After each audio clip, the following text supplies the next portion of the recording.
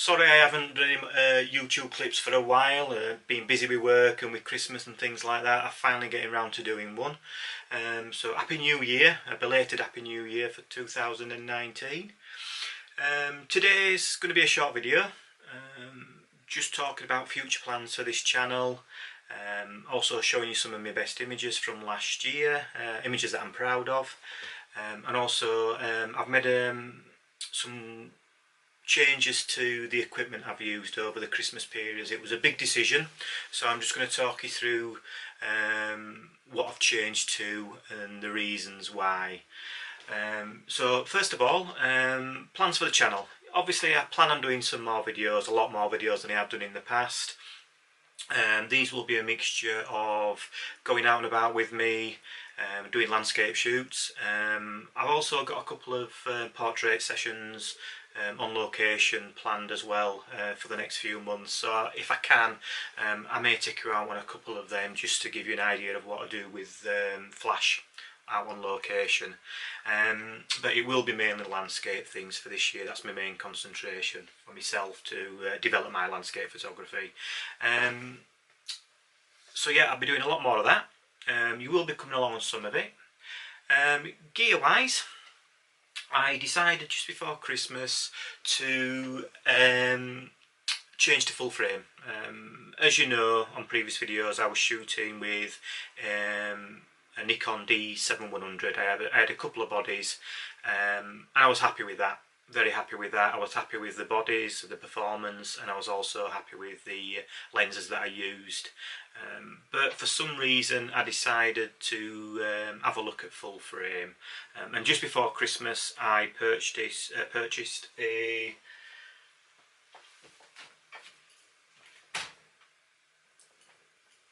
Nikon D610. I did a lot of research. I was going to stay with Nikon. I was never going to move to another system. I did a lot of research, and this seemed to be quite a good camera, general all-purpose camera for landscapes, for portraits. So I made the decision to purchase this. I haven't used it as much over Christmas because unfortunately I did my knee in, so I was laid up most of Christmas. I have been out with it once and I was very surprised with the results I got. The megapixels similar to what the D7100 is, but what I found is, with it being full frame, is the detail you got in that. And for some reason the depth of field wasn't as forgiving as with a crop sensor camera, so that does take some getting used to. So yeah, I bought this second hand off eBay. It came with a couple of lenses, which I'll go through in a moment. One of the lenses I already had for my D7100, so I just sold that on. So yeah, happy with it. Low shutter count, and there was a difference between crop and full frame. Then a couple of weeks ago I decided in my wisdom to get another full frame body. With working in studios and doing a lot of portraits, I didn't like the idea of only having one body. I felt more comfortable having two bodies, just in case. So a couple of weeks ago I made a decision to buy a Nikon D10. Again, second hand. This was just body only, and to be honest I have used this briefly and it has blown me away. I know it's a lot more megapixels count, but it's in a different league to what I'm used to, so it's going to be a bit of a steep learning curve, I think, using this and the 610 to do landscapes and other types of photography. Obviously with landscapes I always use an L bracket. So with the D10 I purchased a three-legged thing, L bracket, which is on here. I use a three-legged thing tripod, so it made sense to buy their L bracket as well. The 610 has got the L bracket on that I used on the D7100 and it fits fine, as you can see. I also fitted on here the Peak Design, I think they call it a clutch strap, which I do like. This is always going to be on there. It's attached to the L bracket and it attaches to the top of the camera. So yeah, So that's the camera bodies I'll be using from now on, and honestly, hand on heart, I will not be changing them. I won't be allowed to be honest. So lens wise, some of the lenses I had on the D7100s were DX lenses, so they will work on these bodies, but you will get a lot of vignetting around the sides, and I have tried them and they did. So when I sold the bodies on, I also sold a few of the lenses on as well.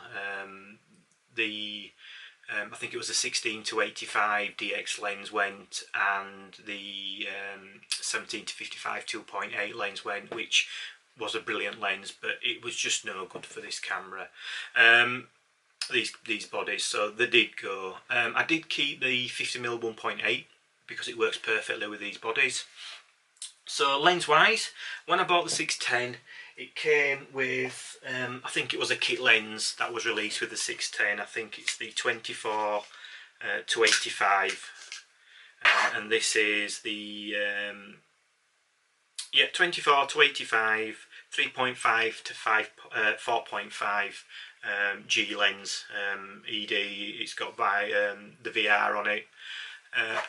Actually, I haven't used it as much. I haven't used it as yet, but from what I've heard and the reviews I've seen about it, it's supposed to be, for a kit lens, it's supposed to be up there.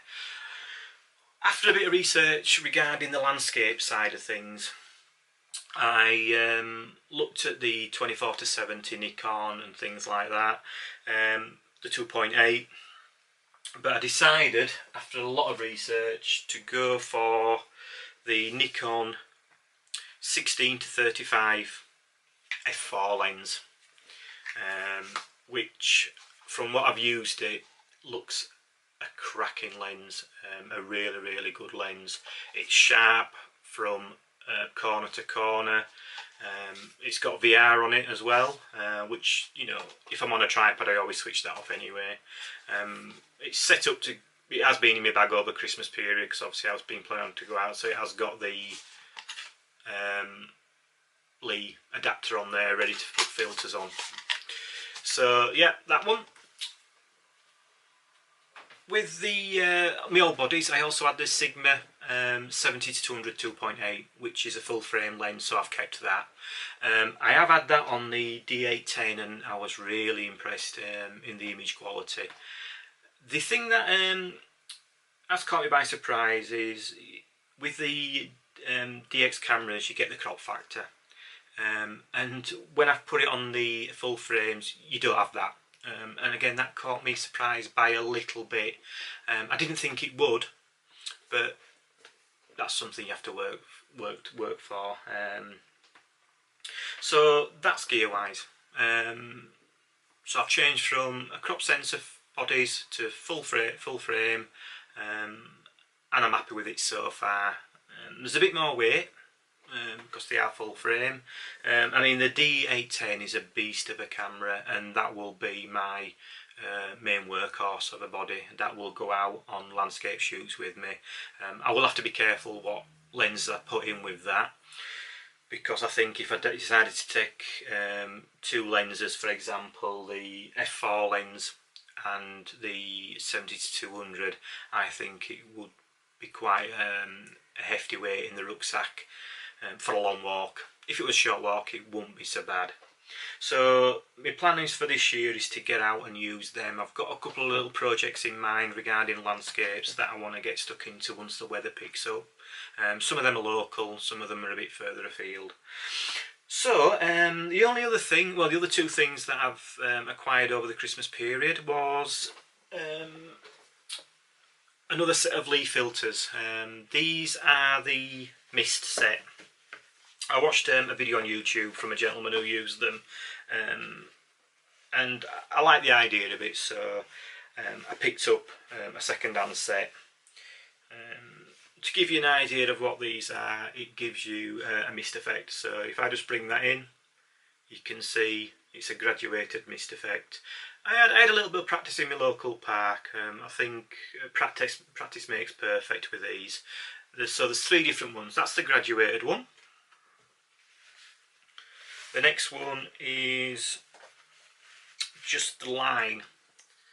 As you can see, as I bring it in, you can see the line comes there. I think this one would be used if you had, for example, sea and sky. You could just drop this in to give that the mist effect. And then the last one, which I don't think I'd ever use, to be honest, is, if I just drop it in again, is mist, and then the middle part of the lens, middle part of the filter here is clear. Again, I'm not sure when I'd use that, but it'll be good to give it a try. The last thing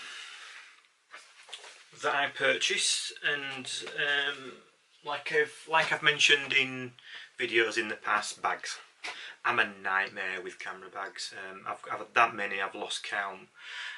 The ones that I currently were using was the Lowepro Trek 450 AW. Brilliant rucksack. It's a nice rucksack if you just want to have a short walk with your camera gear and take some sandwiches and things like that. The one that I was using for longer day hikes was a Lowepro Sport Pro, I think it was, 35 litre. I went off that on a last trip out because it didn't hold enough camera gear in the compartment that I wanted, and what I found is I was putting my camera body in the separate camera compartment, and then I was having to put other things elsewhere in the rucksack, and when I was rushing to get a shot, I was struggling to find where things were, so I went off that a little bit. Really good rucksack, really comfy, but it put me off that. So after a bit of research again on good old YouTube, I decided to splash out and treat myself to this one, which is the Lowepro Whistler BP 450 AW. It's a big rucksack. I was trying to get away from having a big rucksack, but it meets all the needs now. So this one, like not all rucksacks, most of them now opens from the back. There's a little bit more space in there to put all your camera gear, so I can get everything I need in here now for camera. I thought I could do that with the other one, the half and half rucksack, but it just wasn't happening. And as before, there's plenty of places to put tripods, so you can put them on the front. There's also a little pocket at the side here, and then all this here is one big pocket to put spare clothes and things like that in. And this pocket at the front, I mean, I will do another review on this at some point, but this pocket at the front is waterproof, so if you put wet gear in this, it's not going to seep through to the camera gear. And then also you've got a pocket at the top as well. I haven't been out with this yet, it's been stuck in here unfortunately, but I will plan on using this in the next couple of weeks for a nice long day walk somewhere up in the Dales or on the moors. So that's me set for this year. Like I say, my plan is to do a lot more landscapes. That's my main focus. I have started to print a lot more of my landscape images now, and people seem to be keen to have them images, which, you know, it makes it worthwhile, to be honest. Looking at an image on a screen is brilliant, but printing it off is a complete... It's worth doing. I mean, I have got the Canon Pro 100S printer here at the side, so I do print it off, and I've got plenty of paper, and I've been trying plenty of paper as well, sample packs from various companies, but my main go-to paper is usually the Canon Pro Platinum. It suits a lot of my images, not all of them, but some of them. So, like I say, you will be seeing a lot more of me. I'm hoping over the next few months these videos get a lot better and a lot more flowing. But yeah, so I'll be seeing you again soon. I am going to put some of my favourite images on at the end of, well, once I shut up, you're going to see some of my favourite images for 2018. Some of them are not technically brilliant, but I feel I captured the moment when I was there, and from what I've been told of people who've seen the images on print, that reflects as well when they go on print. So if you've got any questions about anything that I've mentioned today, please drop a comment. If you want to pass on some advice about YouTube channels, again, I'm quite happy for you to pass on comments. So thanks for listening.